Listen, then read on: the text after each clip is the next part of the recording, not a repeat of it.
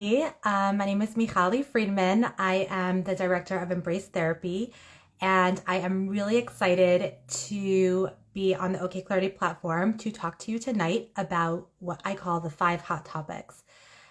This is going to be recorded so that anyone who misses it can always go onto the OK Clarity platform or my platform at Embrace Therapy Insta, so that you can watch this when it's most convenient for you.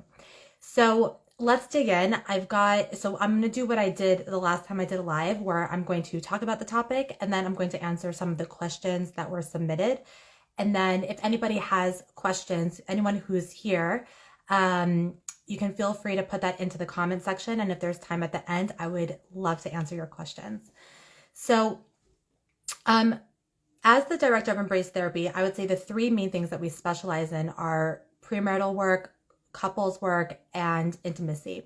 And one of the big things that we do when it comes to premarital work is we work with couples on navigating what I call the 5 hot topics, which are basically 5 categories or 5 topics that many couples, whether they're newlyweds or longstanding couples, can have a high level of conflict over.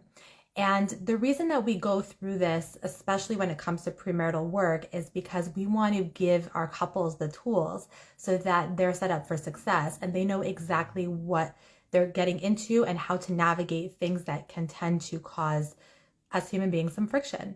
Now, even if those of you who are watching are not considered premarital, it's definitely helpful to get this information, because even if, let's say, you guys are married or single, then you can still apply these concepts to really any relationship, including your marriage if you are currently married. Okay, so what are the 5 hot topics? So I'm going to just give you the overview and then we'll go more specifically into each one. So it is division of household tasks, finances, in-laws, intimacy, and then the last one, which overlaps with everything else, is communication. Okay, and I'm sure a lot of you are familiar with the idea of, let's say, that like money can be a source of a lot of discord with couples, right? So that's like a common one. But one of the ones that a lot of people don't realize can also cause a lot of conflict and tension is, number one, the division of household tasks. Now, what division of household tasks means is that in a household, right? So you're sharing a space with another person or other people, right? There are so many tasks that have to get completed, right? They are shared responsibilities. So for example, who gets the lucky job of cleaning the bathroom, or who's on top of buying more paper towels, or who does the laundry, the washing and the drying and the folding? What about dishes? What is everyone's policy on washing and drying dishes or putting away dishes, right? There's so many things when we think about it that are involved in our household responsibilities. And who does what, it can be a big sticking point for a lot of couples. Okay, someone brought up another 5 hot topic. I'll get to that in a minute.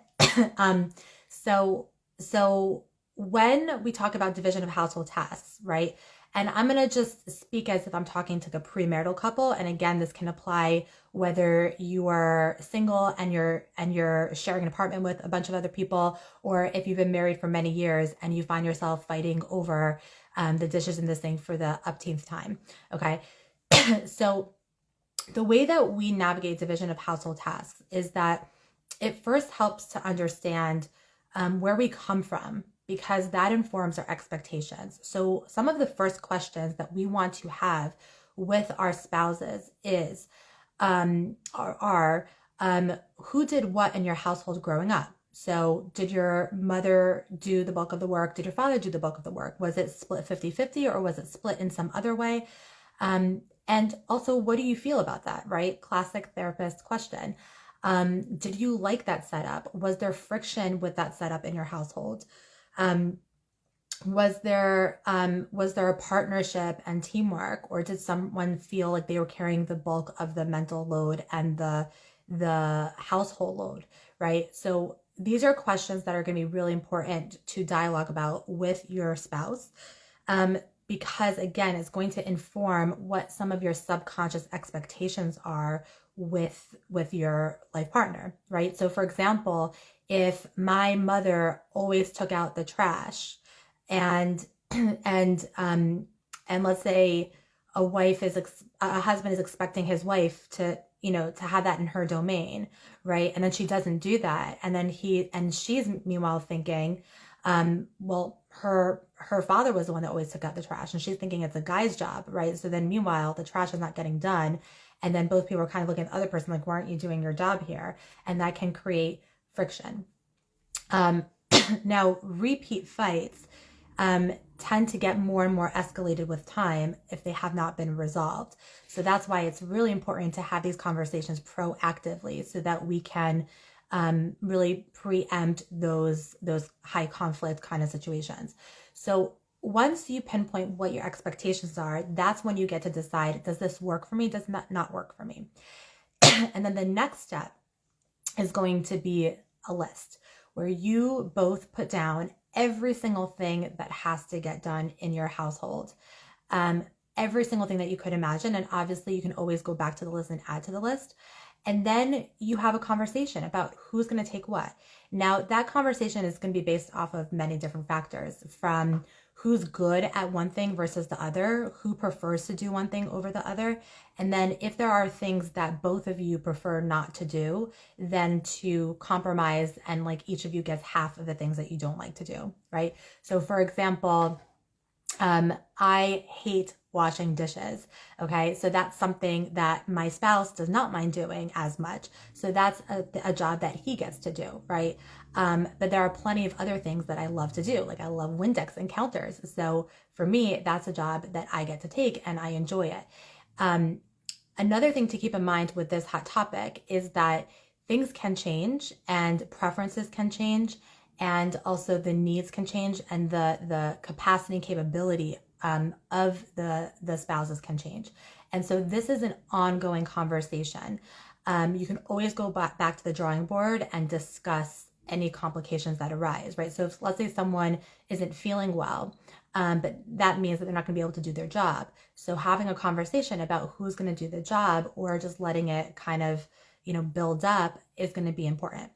And I want to just really stress before we go on to the next hot topic that ongoing check-ins with each other can be really, really helpful. So if you're noticing even that your spouse is overwhelmed or very drained or seeming resentful of the household load, then that's a great time to say to your spouse, hey, let's do a check-in. It seems like this is not working for you. Let's go back to the drawing board and figure out a plan that works for both of us. Maybe we'll outsource some things. Or maybe I'll take on some more while you get rest and then we can go back to normal, right? So having those check-ins can be really, really helpful in preventing conflict and for also just feeling really cared for and supported by one another. Okay, so moving on to the next hot topic is finances. So finances is a biggie. According to the research, that is the number one thing that couples fight over and break up over. But I would argue that it's less to do with the finances and how they communicate about the finances that makes couples break up. But in any case, finances is a hot topic. And so you're going to want to follow a very similar process that you did for the division of household tasks. So for finances, you first want to just go through your history. What was money like growing up? What was the value of money growing up? Either the having money, having an abundance of money, or having a sense of scarcity around money. What did money mean to you and your family? Also, who took care of different, aspects of the finances in your family? Did your parents budget? Who balanced the checkbook? Who took care of taxes?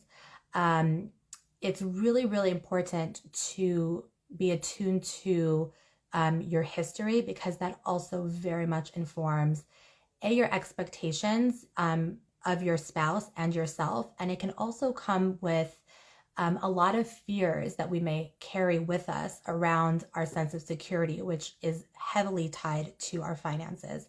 And so when we're navigating the finances conversation, we want to approach it with so much sensitivity, because oftentimes it's really a conversation about safety. So once you go through the history, then you get to talk about your own personal spending habits, and your spouse gets to talk about their own personal spending habits. Are you a saver more, a spender more, kind of 50-50? What do you like to spend money on? What do you like to save money for? What does money currently mean to you? And what do you want the money to do for you? This is where it can also help to have a budget. And there's really no right or wrong, whether it's like a general budget or a very specific budget. If you're an Excel, spreadsheet junkie, then, you can go full force, full speed ahead with that. If you're just kind of like, no, like I think as long as I have a handle on X, Y, and Z, I feel secure, then that's what works for you. But you want to really think about how do you want to manage your finances, and you want to combine that and merge that with your spouses. And sometimes it can just be really helpful to come up with, categories of things that you do spend money on, so that you can kind of see the whole picture. In addition to that, some people might need some extra support, with like a financial advisor, and that can also be really helpful. Now, when it comes to the overlap of communication with finances, in this conversation, because finances is such a hot topic, you want to ask your spouse proactively again, if you needed to give them feedback about money, how would they like to hear it, right? So for example, if let's say I'm a saver and my spouse is a spender, and we came up with a plan that we feel good about, but I want to know if, let's say, I'm getting nervous that my spouse is spending too much money, what can I say to him in a way that he can hear and not get defensive or not feel attacked or criticized? What can I say to him to let him know that I'm afraid about his like spending habits, right? And that he's spending too much money on stuff, right? And so when my spouse tells me what they can hear from me in terms of feedback, then that's what I get to use. And that way I'm not stuck in a situation where I don't know what to say and I'm feeling really uncomfortable. The other thing that you want to do is come up with a way to check in with each other, right? So some couples have monthly budget meetings, some it's yearly budget meetings, right? It has to work for you guys, but you want to come up with a system for how can we check in with each other to make sure that we're on track. The last thing that I didn't mention is you also want to talk about your goals, like your 1-year goal, your 5-year goal, your 10-year goal. Where do you see yourself financially? And to come up with a plan that really accommodates and speaks to both of your needs and your family needs. Okay. The next hot topic is in-laws. And the reason that I consider in-laws to be a hot topic is because oftentimes couples fight over their in-laws, and it gets really, really tricky because in-laws are in our lives for basically, for a good chunk of our lives. And so we need to learn how to navigate those relationships. And for a whole host of reasons, I'm not going to go down that like psychoanalytical road right now, but there's so many reasons why there can be friction between people and their in-laws. But here are some general rules that can be really, really helpful. Okay. Number one, there's this rule that even if I don't talk nicely about myself, right, which is like another whole topic of like how we self-talk, but let's say I say something nasty about myself, it's going to hurt me infinitely less than if my spouse said the exact same thing about me to me, right? So if let's say I say, "Oh, I'm so dumb," right? Something like that, right? So if I say that, okay, we can argue I shouldn't be saying that in the first place, but if I say that, it's going to cut much less than if my spouse says to me, "Michali, you are so dumb," right? And so that's my general rule when it comes to in-laws, that I can talk about my parents in a way that my spouse cannot talk about my parents, right? My spouse has to be so much more sensitive when he's talking about my parents, and I need to be so much more sensitive when I'm talking about his parents. Even if he's saying harsh things, I cannot say those harsh things because it's going to hit differently coming from another person, okay? And so this is a way to kind of safeguard the relationship, and also prevent spouses from having to choose between their parents and their spouses, that's a dynamic that can happen a lot. So in this conversation, and again, you want to approach it with a lot of consideration and sensitivity, and be very careful how you talk about your spouse's parents to your spouses. You want to talk about your expectations, and more specifically, you want to talk about, how much involvement or you want the parents to have in your life, and what you need and what that looks like. This is where you can also talk about holiday expectations, because for a lot of people, when it comes to the holidays / Yom Tovim, there tends to be expectations around going to parents and in-laws. Some people have very much like a tit for tat kind of situation, like, oh, you went there for Pesach, so you're coming here for Sukkot, right? And so you want to be very clear as a couple, and you want to be very unified as a couple, and decide what works for us and what are our expectations. And then also, how do we navigate parental expectations, and how do we create boundaries that work for us? And that kind of segues into the last point, which is boundaries, right? So let's say,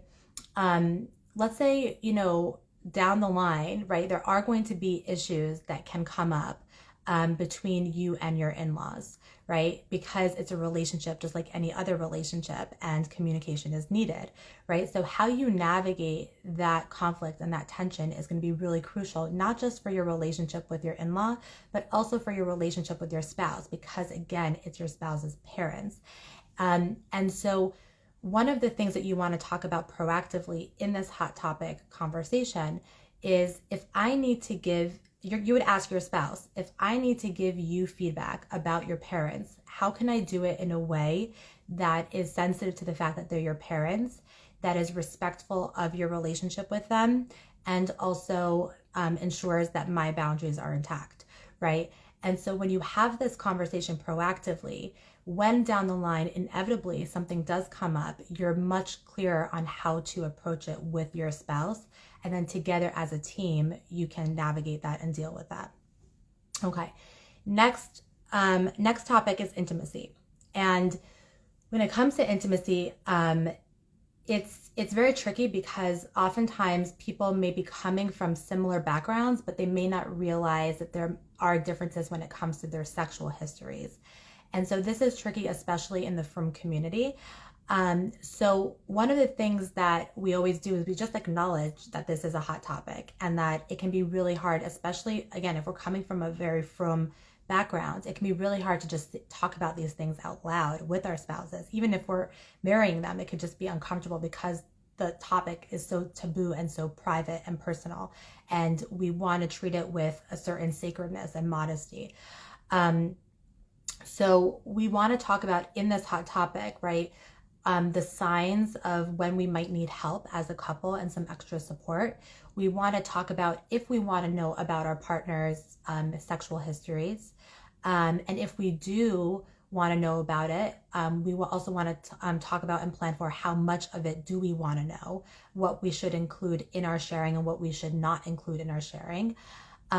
If there is unwanted touch in a person's history, right, that's also something that would be addressed in this conversation. And that's a great time to get a very competent, skilled trauma specialist on board.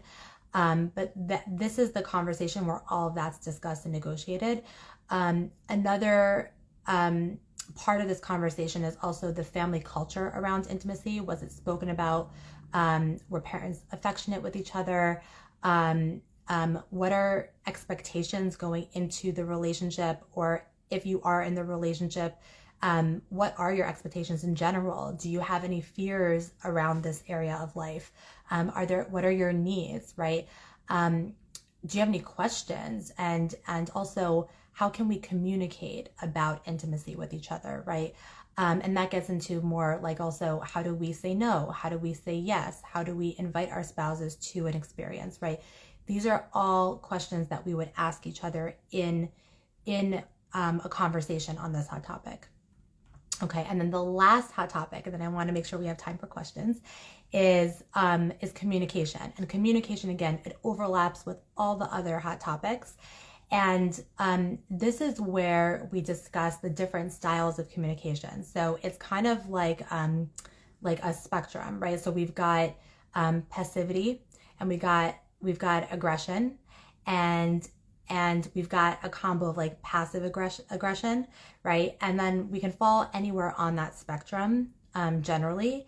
And the healthy way to communicate is what we call assertive communication. And assertive communication is, I'm going to respect my needs, but I'm going to communicate that in a way that's respectful of your needs. And so in this conversation, we learn what assertiveness really is and how to use it so that we're getting information across to our spouses in the most productive way. We also learn about like perspective taking when it comes to communication. And we also talk about, this EFT, emotionally focused therapy concept of raw spots, where it's basically based on this premise where we all have emotional wounds from our childhoods, our past experiences. It's impossible to go through life without having some kind of wound, right? And if I were to like press my arm and I just generally, right, and I didn't have any wounds, it wouldn't hurt me at all. But if I have a bruise right over here and I go like this, then I'm going to say ow, or I'm going to move away because that really hurts. And so what that means emotionally, and especially in a marriage, right, is that our spouses might say something or do something that on the surface seems really benign or neutral, but because we're sensitive from other experiences, when our spouses do that thing or say that thing, it's going to hurt that much more because that area is tender and raw. And so being aware of what those raw spots are for ourselves and our spouses is really, really helpful in preemptively not just avoiding conflict, but also being there for each other and supporting each other, right? So I'm going to just give you an example I'm making up off the top of my head. Let's say one of my core wounds from, let's say, childhood is I didn't feel a sense of belonging, right? And so I always felt left out, right? And let's say, fast forward to now, I go out with my spouse to a social event, let's say at my shul, right? And I'm with my spouse and we're schmoozing with people, but I'm not feeling like I'm clicking with anyone. And like everyone's having a great time and talking, and my spouse is laughing and making jokes and having a great time. And I'm kind of like not figuring out what I should say. No one's really talking to me directly, but no one really has a problem with me either.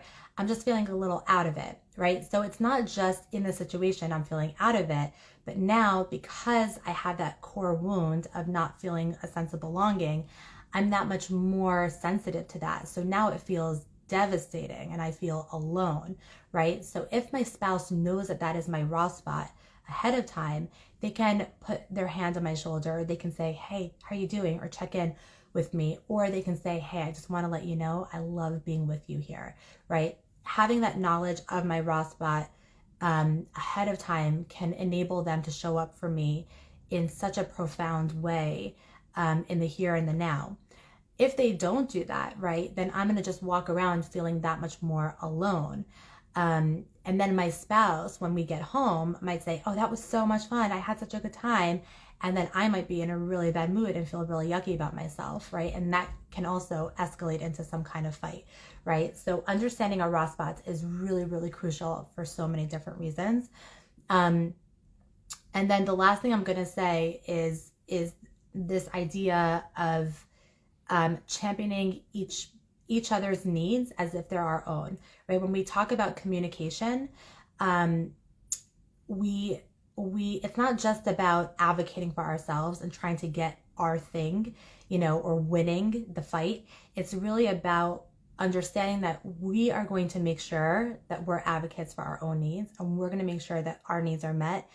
And just as importantly, we're going to make sure that our spouses have their needs met because they're so important to us. And so we're going to champion their needs in the conversation. When we do that, the conversation just goes to such a beautiful place where everyone's working together as a team to have each other's backs. So this is like a general overview of the 5 hot topics. There's so much more to say on it. I'm only very slightly beginning to do it justice, but I want to get to some of these questions. So one person wrote, what are the 5 hot topics? So I think we answered that. The second question is, I heard that it is important to get into a fight, and in parentheses, have a real conflict with my partner before getting engaged, or at least before marriage, to make sure we know how to deal with this in a healthy way. Do you agree this is important? How can I make this happen? So it's a really great question. I would definitely say that you should not be causing a fight just to test the relationship.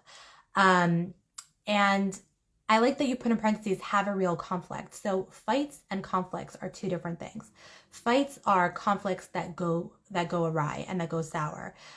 Fights are when we are escalated and then we lose control over parts of our brains that enable us to come to solutions that work for everybody. So if I'm all escalated up here, then I'm not going to be able to see clearly or think clearly about solutions that work for everybody. And then I'll likely say things that can be hurtful to my spouse and to myself and to our marriage. So fights are an unhealthy way of navigating conflict. Now, just because you have a fight doesn't mean that you in general are unhealthy. It just means that that we can improve on our communication skills. Conflict, however, is just when there is a discrepancy between what I want and need versus what you want and need. And then we need to have a conversation about it.